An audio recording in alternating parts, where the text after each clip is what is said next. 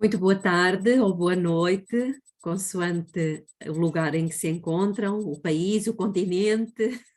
São todos bem-vindos. Estou feliz de estar novamente convosco. Passámos aqui um mau momento, um mau bocado com todos na família doentes, mas Deus envia sempre os seus anjos. E nós tivemos 2 anjos que vinham nos trazer comida, que levavam o lixo, que faziam tudo por nós. Louvado seja Deus. Vamos dar início a mais um estudo, a palestra número 3, sobre o grande conflito, e antes de começarmos vamos inclinar os nossos rostos para uma oração. Querido Deus, eterno Pai que está nos céus, louvado e santificado seja o seu nome. O Senhor é muito bom, e o Senhor se compadece de nós, da nossa fraqueza, das nossas debilidades, até se compadece da nossa dureza de coração. É impressionante. O Senhor foi extremamente misericordioso, particularmente com o meu marido, porque ontem, sexta-feira, ele estava numa enfermaria com mais 2 homens, com a televisão ligada o tempo inteiro. Mas o Senhor é maravilhoso, e antes que o sábado começasse ontem, o Senhor o levou para um quarto sozinho, onde ele pôde estar em comunhão com o Senhor, sem barulho, sem televisão, sem interferência externa. Obrigada, Pai. Que o Senhor abençoe cada um de nós e que nós possamos receber o colírio para vermos a sua atuação na nossa vida, mesmo nas coisas mais pequeninas. Obrigada porque o Senhor é bom, porque a sua benignidade dura para sempre. Em nome de Jesus. Amém.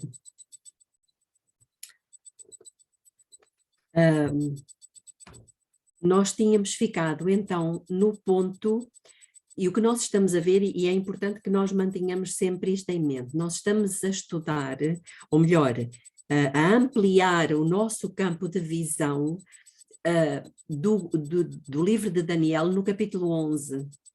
Lembram-se? Particularmente do versículo, só um bocadinho que eu queria aqui ver o versículo exato, pronto, mas do versículo 29 até ao 39, basicamente é isto. E portanto, Deus já nos tinha dito que realmente tinha havido um poder, não era que iria estar deitar o santuário por terra, deitar a verdade por terra, a tirar da vista das pessoas Jesus Cristo, e que esse poder iria estar em atuação durante 1260 anos, mas que ao fim dos 1260 anos, Deus iria fazer surgir uma outra época, não é verdade?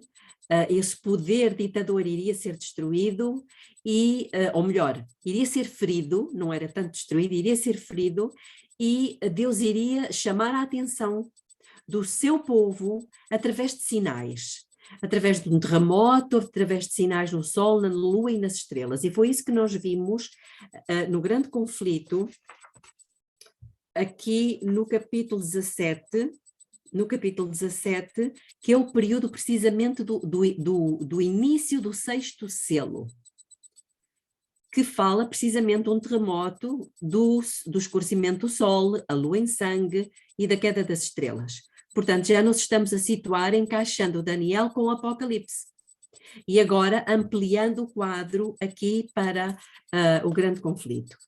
Então, no livro, que é o que eu estou a seguir, os irmãos já conhecem, no livro O Grande Conflito, nesta edição, na página 250, ou seja, como eu disse, no capítulo 17, depois de falar dos sinais no sol, na lua e nas estrelas, no início da página 250 diz: Jesus ordenara ao seu povo que atendesse aos sinais do seu advento e se regozijasse ao contemplar os indícios do seu vindouro rei. Portanto, quais eram os sinais que mostravam o início o seu advento?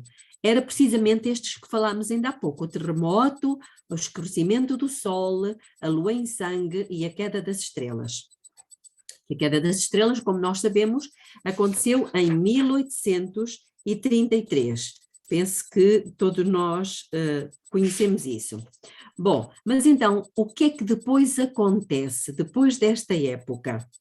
No parágrafo seguinte diz: mas como o espírito de humildade e devoção na igreja cederam o lugar ao orgulho e formalismo,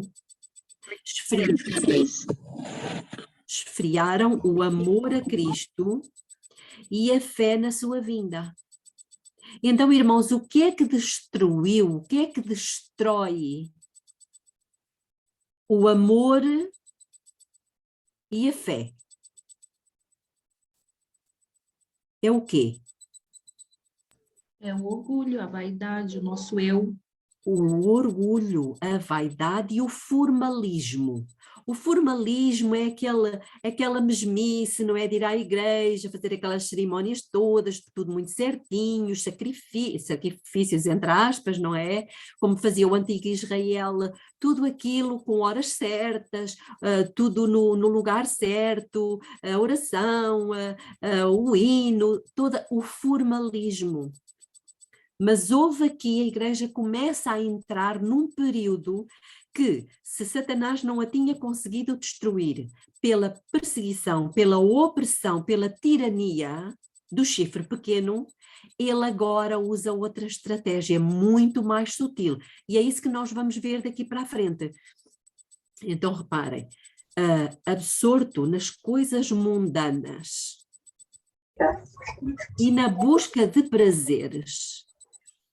Irmãos, nós vemos isto ainda hoje. Quantos adventistas em busca do prazer do ego? A mente não está na salvação das pessoas. A mente não está no sacrifício para salvar os outros. A mente está no conforto, no prazer, nos divertimentos. E então aqui diz, absorto nas coisas mundanas e na busca de prazeres, o povo professo de Deus estava cego. Como é que Laodiceia está? Cega. Exato. Cega às instruções do Salvador relativas aos sinais do seu aparecimento. A doutrina do segundo advento tinha sido negligenciada. Os textos que a ela se referem foram obscurecidos por interpretações errôneas a ponto de ficarem em grande parte esquecidos e ignorados. Especialmente foi este o caso nas igrejas da América. A liberdade e conforto desfrutados por todas as classes da sociedade, o ambicioso desejo de haveres e luxo, haveres, mais um telemóvel, mais uma televisão plasma, mais um modelo novo de carro, mais um equipamento. Haveres e luxo. De onde vem o absorvente empenho de adquirir dinheiro? A procura ansiosa de popularidade e poderio, que pareciam estar ao alcance de todos, levaram os homens a centralizar os seus interesses e esperanças nas coisas desta vida, afastando para longínquo o dia solene em que passaria a presente ordem das coisas. No parágrafo seguinte, já quase embaixo, diz: olhai por vós, não aconteça que os vossos corações se carreguem de glutonaria e a abastança, a fartura. Lembram-se que foram duas características que caracterizaram uma cidade que foi destruída: a ociosidade e a fartura de pão. Lembram-se quais foram as cidades? Sodoma e Gomorra. Curioso. Nós entramos num período de Laodiceia. Laodiceia tem tudo. Nós só temos um corpo e temos 20 saias ou 30.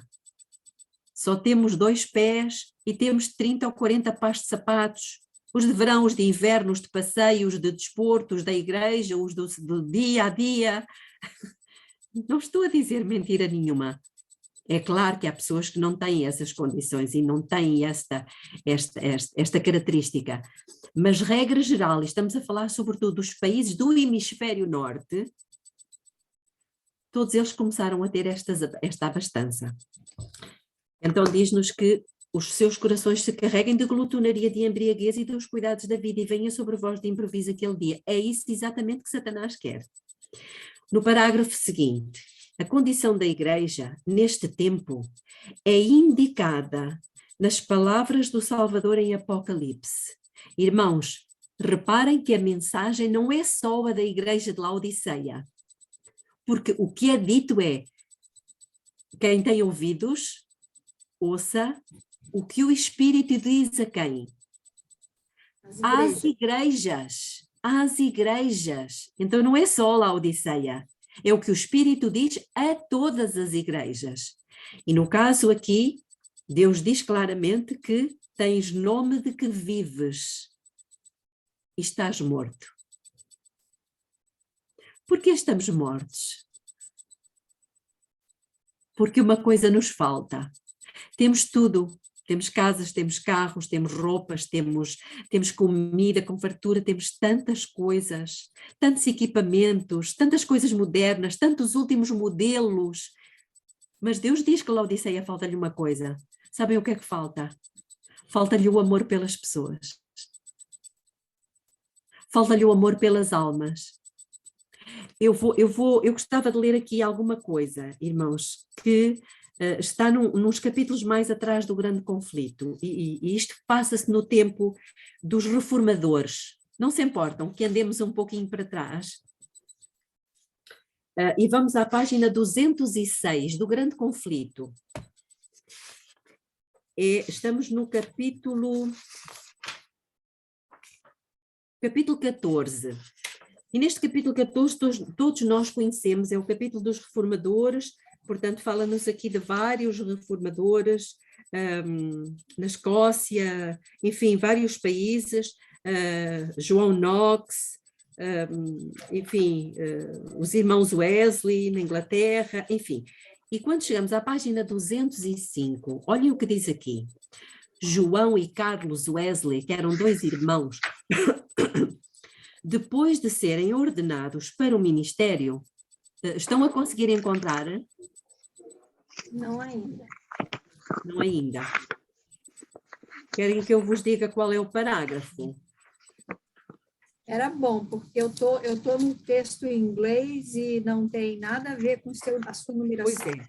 Então, não vai ser muito fácil. 1, 2, 3, 4, 5, 6, 7, 8, 9, 10, 11, 12, 13, 14, 15, 16, 17, 18, 19, 20, 21, 22, 23, 24, 25, 26, 27, 28, 29, 30, 31, 32, 33. Salvo erro, é o parágrafo 33.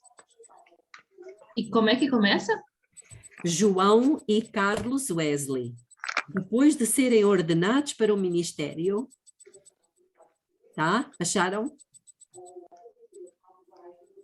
Pronto, os que não têm o grande conflito, ouçam com atenção, vão perceber o que é que eu quero dizer.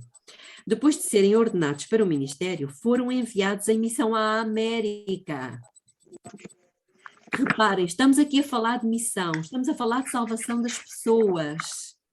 E estes eram verdadeiramente missionários. A bordo do navio, portanto, eles tiveram que ir de Inglaterra para a América. A bordo do navio havia um grupo de morávios. Violentas tempestades acossaram-nos na travessia e João Wesley, posto face a face com a morte, cá temos outra vez aquilo que falávamos há pouco, algo repentino que coloca a alma face a face com a morte. Sentiu... Belinha, sim? posso só pedir licença? É porque acho que ninguém está fechando o microfone e está aí muito ruído.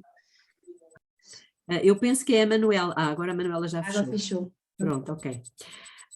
Sentiu que não tinha a certeza de paz com Deus. Estão a ver? Quando ele se deu conta, tal e qual como o meu marido. Foi nesta situação de crise que ele se deu conta que tinha as plaquetas baixíssimas. Ok. Os alemães, ao contrário, manifestavam uma calma e confiança que lhe eram estranhas ao Carlos Wesley. Muito tempo antes, disse ele, já eu havia observado a grande rigidez da sua conduta. Irmãos, isto é importante. Na sua humildade, haviam dado prova contínua, efetuando para os outros passageiros as ocupações servis. Irmãos, estão a ver o que é que está a acontecer aqui? Eles também eram passageiros, mas eles se prontificaram para fazer o trabalho de criados. Que nenhum dos ingleses desempenharia.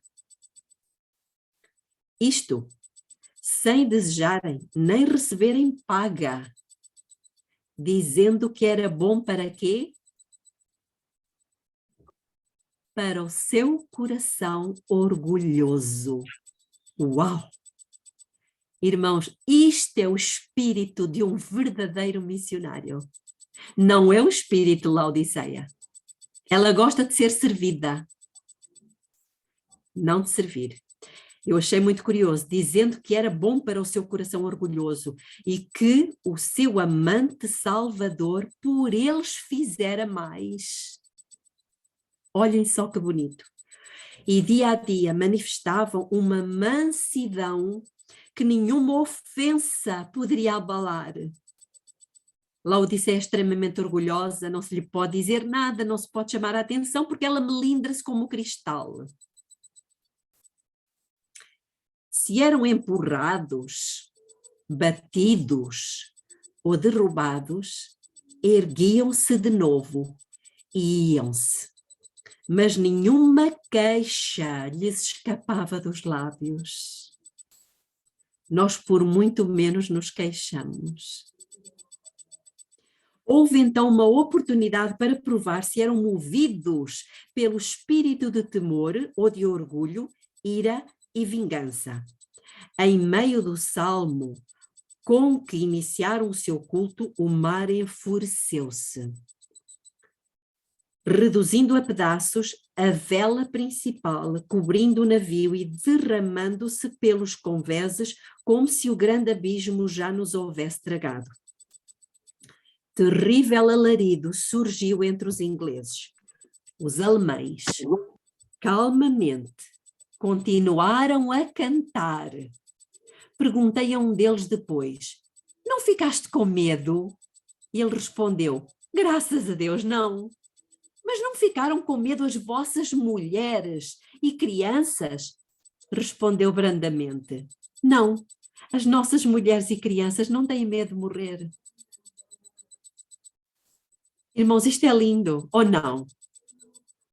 Isto é o espírito que Deus precisa encontrar em nós. Uma coisa te falta. O que é que nos falta? A verdade? Não, nós temos a verdade. Não temos nenhuma falsa doutrina. Mas falta-nos uma coisa. Tenho, porém, contra ti que deixaste o teu primeiro amor. E estes homens tinham o coração cheio do amor. O amor de Cristo. E por isso quem tem o coração cheio de amor de Cristo, o seu coração bate, mas bate para poder salvar as pessoas.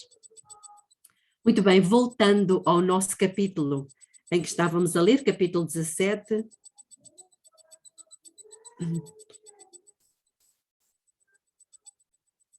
Eu vou repetir. A condição da igreja neste tempo é indicada nas palavras do Salvador em Apocalipse. Tens nome de que vives e estás morto. E aos que se recusam despertar do seu descuidoso sentimento de segurança, irmãos, sabem porque é que nós temos um sentimento de segurança? Porque temos tudo. Temos uma conta no banco. Temos tudo. Por isso estamos seguros. Para despertar do sentimento de segurança é dirigir este aviso solene. Se não vigiares, virei a ti como ladrão, e não saberás a que hora sobre ti virei. Era necessário que os homens fossem advertidos do perigo. Irmãos, a partir de 1798 era necessário que as igrejas fossem advertidas do perigo. que se despertassem a fim de se preparar para os acontecimentos solenes ligados ao final do tempo da graça. Onde é que nós nos encontramos? Precisamente aqui, no período imediatamente antes do final do tempo da graça. Agora vamos dar um saltinho para 2 parágrafos mais à frente, e diz-nos então Ellen White: aquele dia é um dia de indignação, dia de angústia e de ânsia, dia de alvoroço e desolação, dia de trevas e de escuridão, dia de nuvens e de densas trevas, dia de trombeta e de alarido. Eis que o dia do Senhor vem para pôr a terra em assolação e destruir os pecadores dela. Ante a perspectiva desse grande dia, a palavra de Deus, com expressões as mais solenes e impressivas, apela para o seu povo, a fim de que desperte da letargia espiritual e busque a sua face. Como? Com arrependimento e humilhação. Irmãos, reparem que o que Deus diz aqui é que, ante a perspectiva desse grande dia, a palavra de Deus, com expressões as mais solenes. As expressões quais são? Aquelas que nós lemos ainda há pouco. Aqui, de Joel, Abacuque, Oseias, Amós, Sofonias. Quantos cultos nós ouvimos a falar destas coisas? Que o dia do Senhor é dia de trevas e de ânsia, e de escuridão, e de angústia, e de... Quantos cultos? Então a igreja não pode ser despertada. Mas o Senhor manda que se falem estas coisas, não por medo, mas para que tomemos consciência de que, se nada fizermos, o Senhor vai ser obrigado a fazer uma coisa que Ele não quer fazer, que é o seu estranho ato. É contra a natureza de Deus provocar sofrimento. É contra a natureza de Deus levar o seu povo às lágrimas, ao desespero. É contra a natureza de Deus. A natureza de Deus nós já vimos. A Bíblia fala de 2 coisas que é Deus. Deus é amor e Deus é espírito.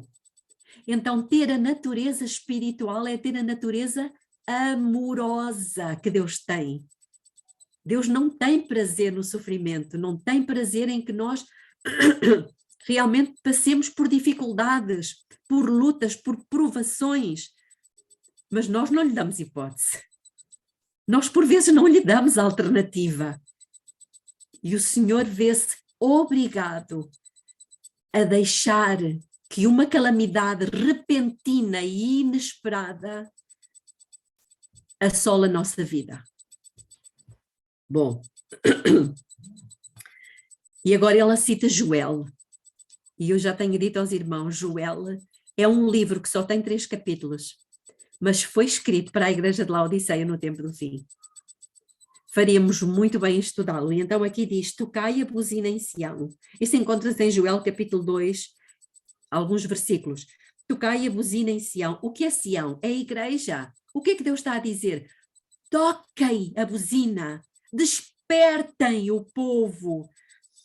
E clamei em alta voz no monte da minha santidade, perturbem-se todos os moradores da terra, porque o dia do Senhor vem, Ele está perto. E agora o que é que Deus manda fazer? Manda fazer jantares à moda antiga? Vamos comemorar o dia dos namorados? Vamos fazer festas de aniversário? É isso que Deus manda, irmãos? Não, irmãos. O que é que Deus manda? É Ele que é o Senhor. Eu não vejo isto acontecer. Talvez agora comecemos a ter um pouquinho. O que Deus manda está aqui. Santificai um jejum. Proclamai um dia de proibição. Congregai o povo. Santificai a congregação. Santificai a congregação, irmãos. Ajuntai os anciãos. Congregai os filhinhos. Saia o noivo da sua recâmara e a noiva do seu tálamo. Ok, estão em lua de mel para tudo. Porque algo mais importante está para acontecer. E ela continua e diz, Chorem os sacerdotes. Uau! Chorem os sacerdotes. Ministros do Senhor entre o alpendre e o altar. Convertei-vos a mim. Mas, irmãos, nós não somos pessoas convertidas? Nós não nos batizamos já? Como é que Deus pode estar a dizer que se convertam os convertidos? Eu não sei a que é que nós nos convertemos. Se foi à comida, se foi ao sexo, se foi à televisão, se foi à honra, à posição, à vaidade, ao orgulho, eu não sei a que é que nos convertemos. O que eu sei é que é uma ordem do Criador do Universo que diz: convertei-vos a mim de todo o vosso coração. Significa que o nosso coração não é todo de Deus. Pode ser uma parte, eu acredito que sim. Mas não é inteiro. De todo o vosso coração. E como é que nós vamos fazer isso? Sou eu que invento a maneira? Não. Com jejuns e choro e com pranto. E rasgai o vosso coração. E não os vossos vestidos. Ou seja, não seja uma coisa exterior. Tem que ser alguma coisa interior. E convertei-vos ao Senhor vosso Deus. Porquê? Porquê é que Deus diz para nos convertermos? Para mudarmos de atitude. Para colocarmos as nossas afeições no lugar certo. Porque nós temos um Deus maravilhoso. Porque Ele é misericordioso, compassivo e tardio em irar-se e grande em beneficência. Este é o apelo que Deus está fazendo, irmãos. Neste momento. Ainda está fazendo. Ele ainda está à espera. Nós dizemos que estamos à espera da vinda de Jesus. É mentira. É o Senhor que está à nossa espera. Ele precisa ver em nós o quê? Frutos. Ele precisa ver frutos. E continua, a fim de preparar um povo para estar em pé no dia de Deus, deveria, irmãos, olhem aqui, deveria realizar-se uma grande obra de quê? Reforma. Reforma. E nós somos um pouco alérgicos, gostamos de reformar as nossas casas, mas somos um pouco alérgicos quando se fala de reforma. E eu tenho a certeza, irmãos, que nós precisamos, não é só da reforma da saúde, essa é super, hiper, mega urgente, a reforma da saúde. Mas também precisamos de uma reforma da maneira como guardamos o sábado. Quantas conversas no dia de sábado, que são próprias para todos os dias, menos para o sábado. E outras reformas que nós necessitamos também. A forma como gastamos o dinheiro. Ai, tanto dinheiro mal gasto. Vamos continuar. Deus viu que muitos dentre o seu povo professo não estavam edificando para a eternidade. Eu não sei se este é o vosso caso, mas Deus está enviando mensagens. E na sua misericórdia estava prestes a enviar uma mensagem de advertência, a fim de despertá-los do seu torpor e levá-los a preparar-se para a sua vinda. Esta advertência, onde é que nós a temos? Em Apocalipse 14. Apresenta-nos ali uma tríplice mensagem como sendo proclamada por seres celestiais e imediatamente seguida pela vinda do Filho do Homem. Irmãos, vamos passar para o parágrafo seguinte. Declara-se que esta mensagem é parte integrante do Evangelho Eterno. Uau! O Evangelho Eterno. E eu agora vou fazer aqui uma pequena pausa. O Evangelho Eterno. O que é o Evangelho Eterno?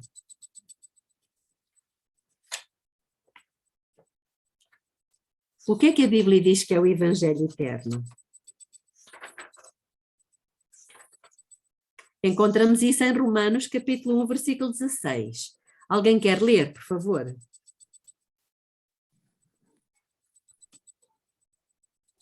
Diz aí que é o poder de Deus para salvar.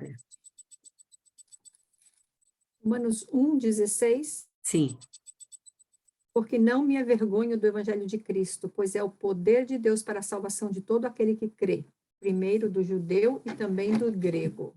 Muito bem. É o poder de Deus para salvar todo aquele que crê.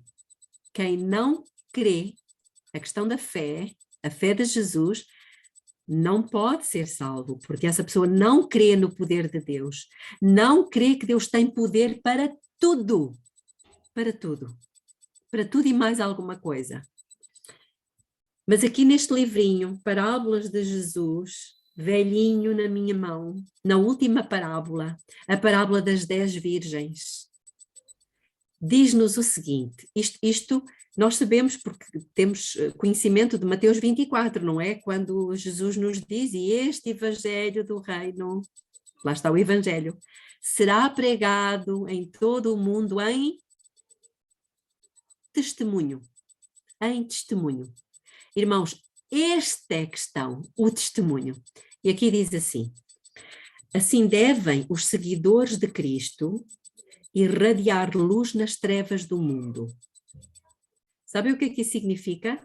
O mundo está em trevas. Irmãos, deixem que vos diga isto, prestem atenção ao que eu vos vou dizer. Ellen White diz que o mundo está em trevas, como diz lá em Isaías 60, versículo 1 e 2. Eis que as trevas cobrirão a terra e a escuridão os povos, lembram-se? Mas sobre ti o Senhor virá surgindo, levanta-te, resplandece. Lembram-se? Então, sabem o que é que significa as trevas que o mundo tem sobre si? O que é que isso quer dizer? As trevas significam o falso conceito acerca de Deus. As pessoas veem Deus de forma errada. Lembram-se porque é que aconteceu a Revolução Francesa? Recordam-se? Porque é que aconteceu a Revolução Francesa? Porque a Igreja tinha transmitido um Deus que não era o Deus Criador. Era um Deus cruel, um Deus que castigava, que matava, que torturava, que não perdoava, que era intransigente. Por que é que as pessoas se revoltaram? Porque elas não queriam esse Deus. Meus irmãos, agora também existe um falso conceito acerca de Deus. E por que é que as pessoas têm um falso conceito acerca de Deus? Porque aqueles que dizem amar a Deus não estão a transmitir o seu conceito verdadeiro, não estão a demonstrar pelo testemunho um Deus amoroso, um Deus puro, um Deus perdoador, um Deus compassivo, um Deus que se compadece até da dureza do coração das pessoas. Mas como é que muitas vezes as pessoas veem Deus? É como nós o demonstramos. Um Deus impaciente, um Deus que é crítico, um Deus que não se preocupa com as dificuldades dos outros, que está nas tintas para que se as pessoas têm ou não problemas de relacionamento. Quem é que está transmitindo este Deus? Por isso, eu dizia há pouco que Deus é amor, mas Deus é espírito. E Deus diz, tenho porém contra ti que deixaste o quê? O teu primeiro amor. E por se multiplicar a iniquidade na igreja, o amor de muitos esfriou. Ou se não desapareceu de todo. Percebem porque é que o mundo está em trevas? Dou-lhe já a palavra, irmã Cleonice. Porque Deus está esperando, irmãos, não pessoas que tenham aparência de piedade. Isso é só casca. Não é aparência de piedade, é que sejam amorosas mesmo de coração. E isso só pode acontecer por uma intervenção divina. Pessoas amigas de coração. Pessoas que se preocupam com os outros, ainda que tenham que ser prejudicadas financeiramente. Ainda que não recebam louvores ou agradecimentos. Deus está à espera deste tipo de igreja, irmãos. Uma igreja cheia de amor. ao ponto de, como nós vimos há pouco e lemos há pouco, puras de coração, sim. Como vimos há pouco, lembram-se daqueles morávios? Eles faziam o trabalho de criados, eles não queriam ser servidos. Eles faziam o trabalho de servos. E neste momento a igreja de Laodiceia ainda não passou essa fasquia. E por isso o Senhor está à espera de ver os frutos do amor, amor abnegado como o de Jesus. Diga, irmã Cleonice. É o seguinte, também o contrário é verdadeiro. As pessoas relaxaram. Uns acham que Deus é bonzinho demais, que você já está salva, não precisa fazer nada, que não precisa ajudar ninguém, pode beber à vontade, pode fazer tudo que não deve, né? Então, eu vejo dois lados. Um, que Deus é cruel, o outro que Deus é excessivamente bonzinho no mau sentido, né? No sentido de que ele permite tudo. Exatamente, muito obrigada, irmã. Quem é que vai ter que esclarecer isso? Quem é que Deus chamou para esclarecer isso? Deus chamou a Igreja Adventista do Sétimo Dia, irmãos. Nós temos essa missão. E aqui no livro Parábolas de Jesus continua, eu vou repetir, assim devem os seguidores de Cristo irradiar luz nas trevas do mundo. Pela atuação do Espírito Santo, a palavra de Deus é uma luz, ela é uma lâmpada. Mas sabem quando é que ela é luz? Quando se torna um poder transformador na vida de quem a recebe. Então, irmãos, não adianta muito nós dizermos que temos a lâmpada. Nós temos a lâmpada.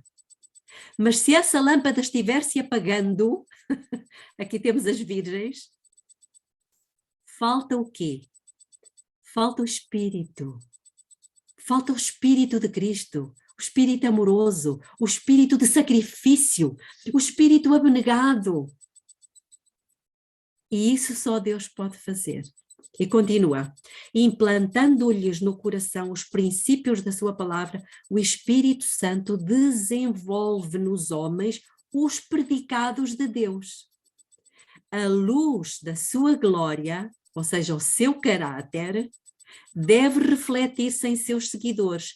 Assim, devem glorificar a Deus e iluminar o caminho para a mansão do esposo, para a cidade de Deus, para o banquete de bodas do Cordeiro.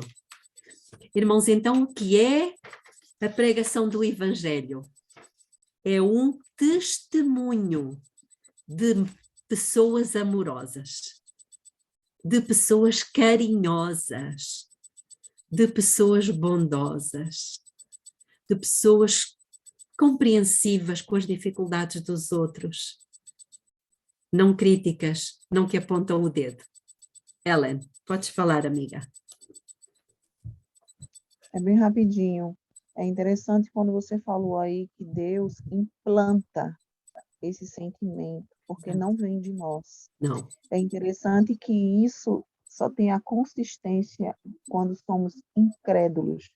É a incredulidade que impede que o Senhor implante. Quando a gente deixa de ser incrédulo em tudo.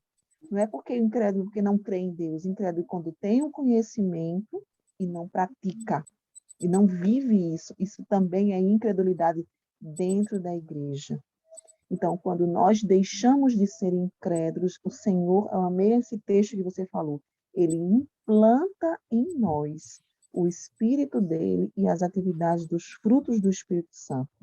Exatamente, Ellen. Muito obrigada mesmo. E por isso é que estamos a aproximar-nos, eu acredito, do tempo em que Deus vai dizer, aqui estão os que guardam os mandamentos de Deus e têm a fé de Jesus, a fé que acredita que Deus tem poder para tirar-nos o coração de pedra e colocar em nós um coração de carne.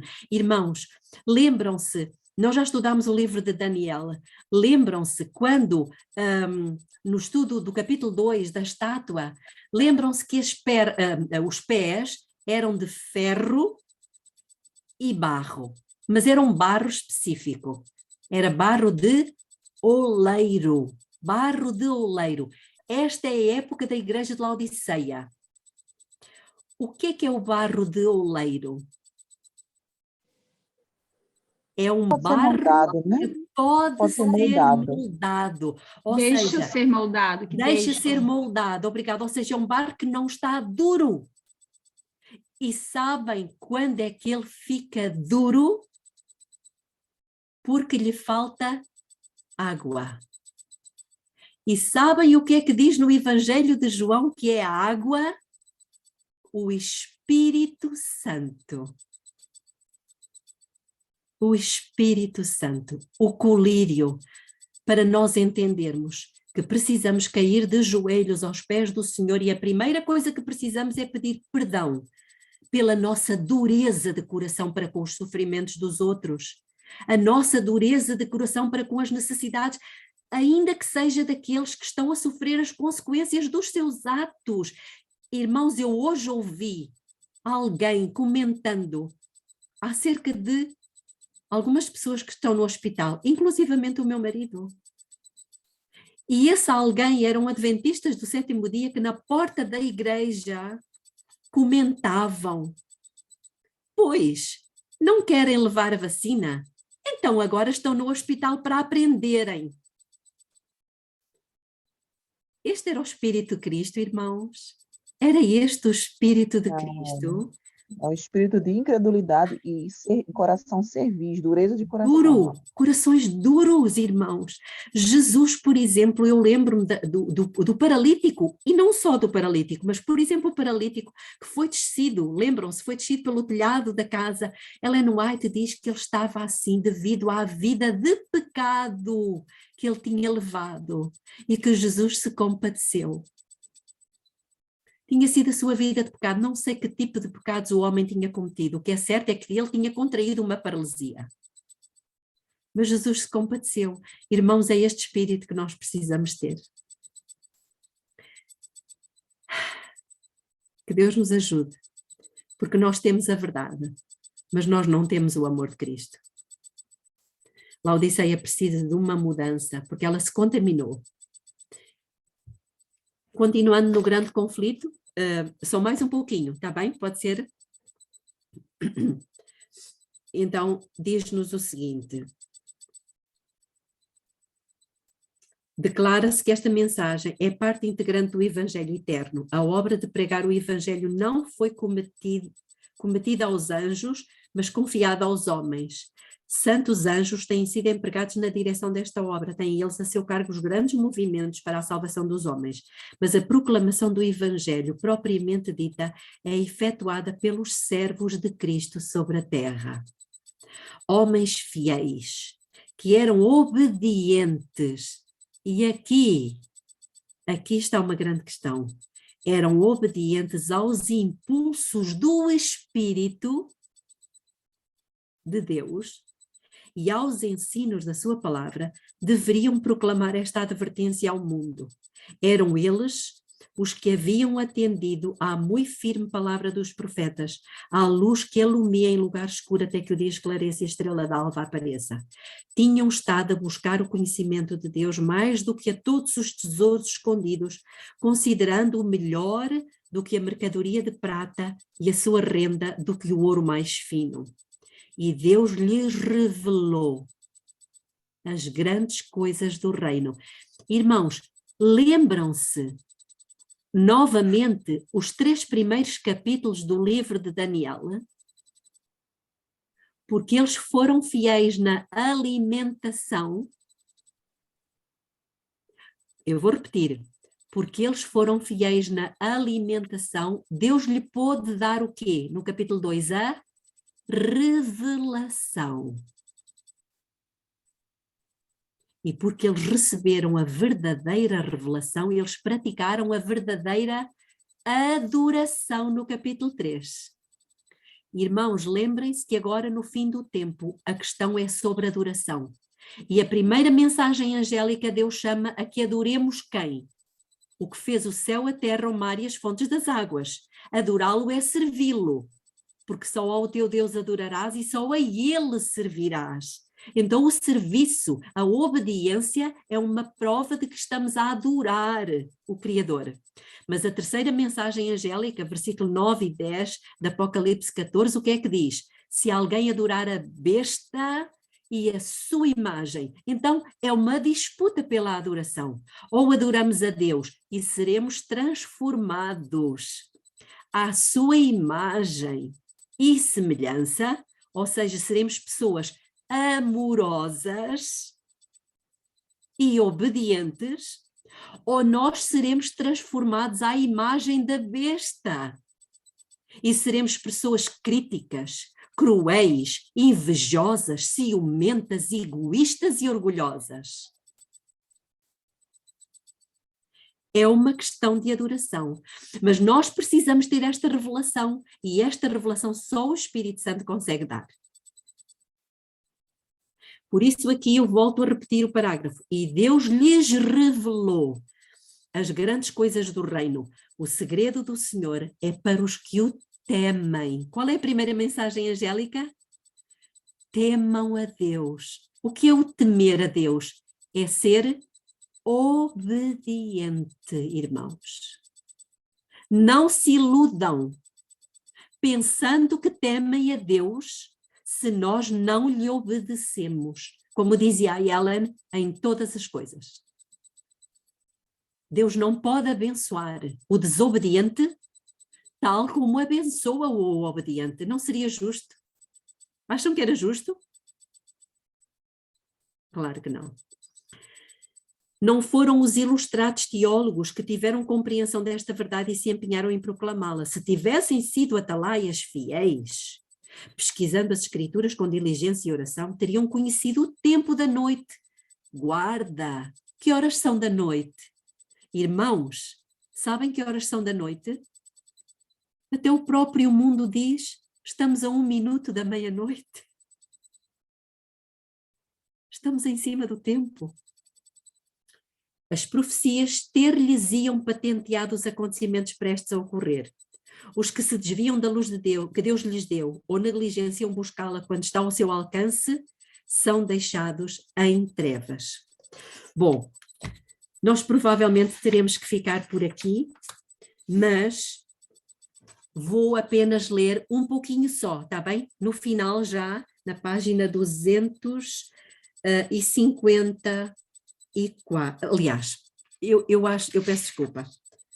Nós vamos ficar aqui, porque há aqui uma situação que eu quero referir com mais calma, está bem? Porque a Ellen White, ela faz o link connosco hoje, de maneira que vamos ficar por aqui. Peço desculpa. Vou fazer uma oração. Pode ser? Aliás, eu peço a um de vós que termine com a oração.